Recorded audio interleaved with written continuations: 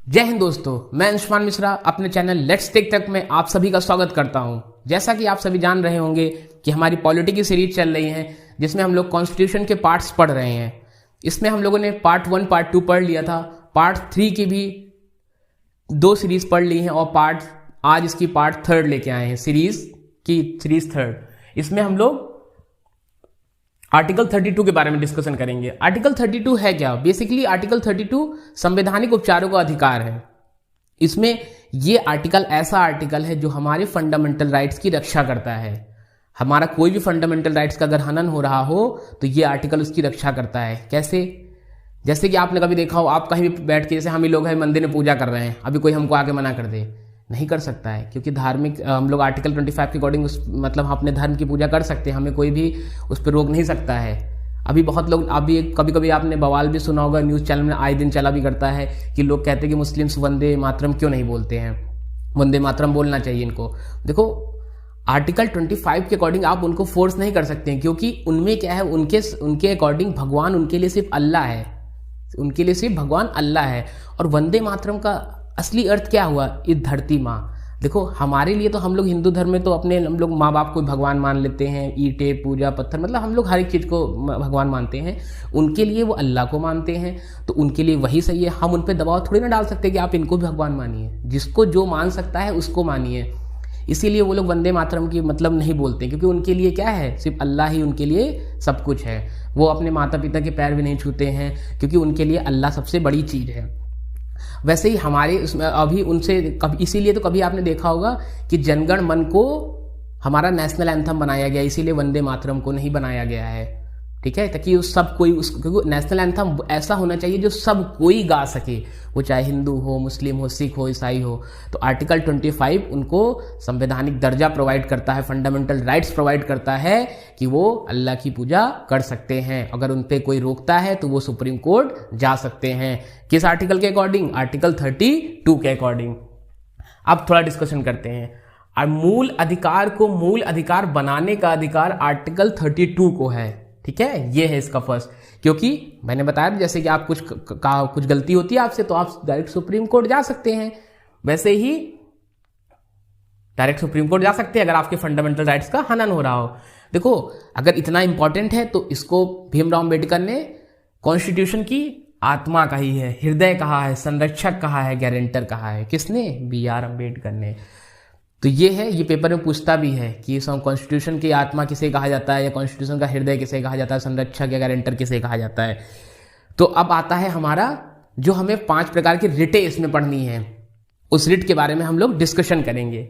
Writ क्या है? 5 प्रकार की हैं, जो है हैबियस कर्पस, मैंडमस, कोवारेंटो, प्रोविजन, कैरिटोरियो, जिसको उत्प्रेषण कहते हैं, ठीक है। नेक्स्ट अब आते हैं, हम स्टार्ट करते हैं। जैसे फर्स्ट आता है, देखो इन सब के लिए हमें सुप्रीम कोर्ट जाते हैं। ये रिट हमें हमारे न्यायालयों द्वारा प्रोवाइड की गई हैं, क्योंकि हम लोग न्यायालय को मानते हैं, तो ये हमारे न्यायालयों द्वारा प्रोवाइड की गई हैं। इसमें क्या है? हैबिकस कर्पस। देखो, हैबिकस कर्पस फर्स्ट आता है। इसमें क्या है? हैबिकस कर्पस में हम लोग, जैसे कि आपको कभी जेल हो जाती है तो आप क्या करते हैं, 24 घंटे के अंदर पुलिस को ये होना चाहिए कि आपको कोर्ट में पेश करे। अगर वो पेश नहीं करता है, ठीक है, और अगर आपके किसी घर में भी नहीं बताता है कि मतलब आपके लिए वकील को भी वो परमिशन नहीं देता कि नहीं इनके लिए वकील भी नहीं, मतलब वो अपनी मर्जी का करने लग जाता है, आपको कोर्ट में पेश, तो आप कोर्ट इस रिट के अकॉर्डिंग उस पर कार्रवाई कर सकती है। वो थाना इंचार्ज हो, दरोगा हो, कांस्टेबल हो, कोई भी हो, इस रिट के अकॉर्डिंग उस पर कार्रवाई कर सकती है कि 24 घंटे के बाद आपको वो थाने में नहीं रख सकते हैं बिना कोर्ट में पेश किए हुए। अब आता है मैंडमस या परमादेश। इसको, ये एक्चुअली सरकारी कर्मचारियों पर लागू होता है, या सरकारी पद पर बैठे हुए जितने होते हैं, मतलब बेसिकली सिर्फ राज्यपाल और राष्ट्रपति को छोड़ दो, सब के लिए लागू होता है ये। तो इसमें क्या है कि जैसे कि आपके साथ में कोई विरोध का, मतलब आप कहीं किसी सरकारी ऑफिस में जाते हैं, आपके काम नहीं होता है, आप किसी विधायक के पास जाते हैं, आपका काम नहीं होता है, या आप कोई ऐसे लोगों के पास जाते हैं जहां पे आपकी काम की जरूरत होती है, वो काम नहीं करते, तो आप सुप्रीम कोर्ट इस रिट के अकॉर्डिंग उन पर कार्रवाई कर सकती है, मैंडमस के अकॉर्डिंग। थर्ड आता है हमारा कोवारेंटो। कोवारेंटो क्या है? कोवारेंटो ये है कि जैसे कि आप मान लीजिए यहां से रेलवे, लखनऊ से दिल्ली जा रहे हैं, ठीक है, लखनऊ से जब दिल्ली जा रहे हैं तो यहां पे क्या होगा, आपका टिकट होना चाहिए आपके पास, रेलवे से आप जा रहे हैं, तो उस टिकट को मान लो आरपीएफ आता है, कहता है भैया अपना टिकट दिखाओ।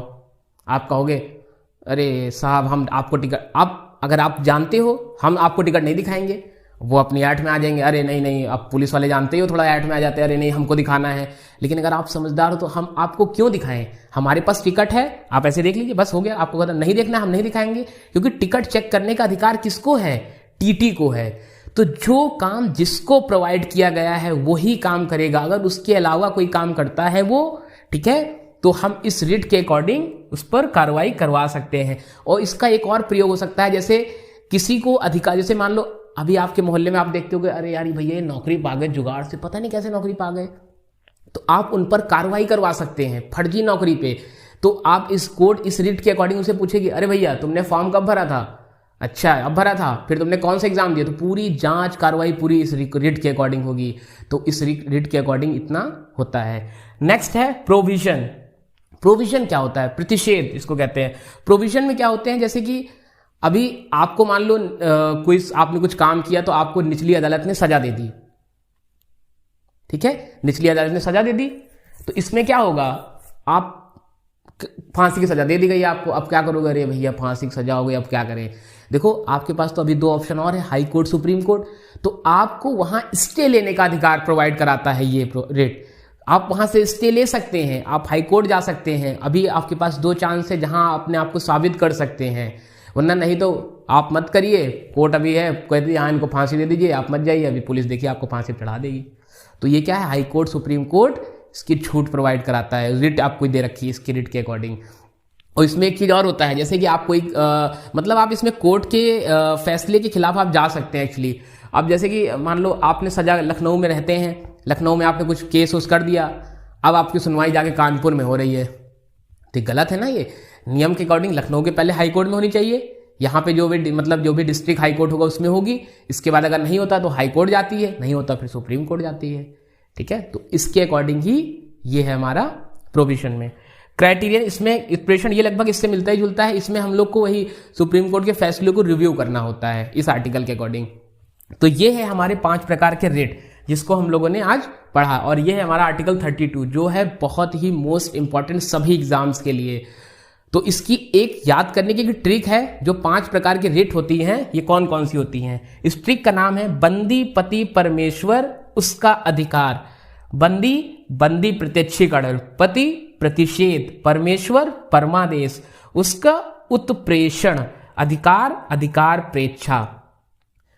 सो दोस्तों आपको ये देखो, इसमें एक क्वेश्चन और आ सकता है, मैं आप ये बताना चाहता हूं यहाँ पे, जैसे कि एक क्वेश्चन बनता है ये कि मान लो आप रहते हैं केरल में, अभी आपने तो सुना है कि हाँ आपके फंडामेंटल राइट्स का अगर हनन हो रहा है, तो आप, ये है मान लो दिल्ली, ठीक है, ये है यूपी, तो मान लो अगर यहां से आपको फंडामेंटल राइट्स का हनन हो रहा है और आपसे कह दिया जाए कि आप सुप्रीम कोर्ट जाइए, अब सोचो कितना दूर है वहां से दिल्ली, इतना दूर आपको दिल्ली जाना पड़ेगा सुप्रीम कोर्ट के फैसले में आपको रिट डालने के लिए, अपनी सुनवाई करवाने के लिए।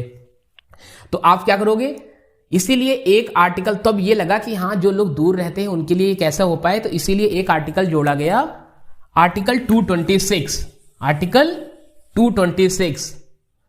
226 ये आर्टिकल प्रोवाइड कराते, ये सुविधा प्रोवाइड कराता है कि अगर आपके लिए सुप्रीम कोर्ट दूर है तो आप अपने नियरेस्ट हाई कोर्ट में जा सकते हैं, वहां पे आपके जो भी फंडामेंटल राइट्स है उनका सुनवाई हो सकती है, ठीक है। किस आर्टिकल के अकॉर्डिंग, आर्टिकल 226 के अकॉर्डिंग, ठीक है, 226 के अकॉर्डिंग। इसमें एक क्वेश्चन ये हो गया, और बेसिकली और बाकी इसमें इंपॉर्टेंट क्वेश्चन ऐसे हो गए, और अंबेडकर ये पूछ सकता है आत्मा हृदय का संरक्षा गारंटर है, ठीक है, ये बेसिकली इस तरह के क्वेश्चन इसमें पूछे जाते हैं। अच्छा, एक फैसला और होता है कि जिसमें हाई कोर्ट जो है सुप्रीम कोर्ट से बड़ा होता है, हाई कोर्ट एससी से बड़ा होता है। ऐसी कौन सी कंडीशन है जिसमें हाई कोर्ट एससी से बड़ा हो जाएगा? अब कभी बेटा बाप से बड़ा हो सकता है, एक कंडीशन है, अभी हम लोगों ने नहीं पढ़ा है, आर्टिकल 31। आर्टिकल 31 बेसिकली है क्या? आर्टिकल 31 संपत्ति का अधिकार, जिसको 44 से संविधान संशोधन 1978 के द्वारा फंडामेंटल राइट से हटा दिया गया था। देखो, इस अभी आपका गांव में आप रहते हो, यहाँ पे आपका घर कोई तोड़ देता है, तो आप सुप्रीम कोर्ट जाओगे, सुप्रीम कोर्ट मना कर देगा, कहेगा आप हाई कोर्ट जाइए, ठीक है, क्योंकि ये सुप्रीम कोर्ट सिर्फ फंडामेंटल राइट्स की रक्षा करने का अधिकार देता है, बाकी सब के लिए वो हाई कोर्ट को छूट दे रखा है। पूरी सभी रिट के लिए, इन सभी रिट के लिए हाई कोर्ट के पास अधिकार है।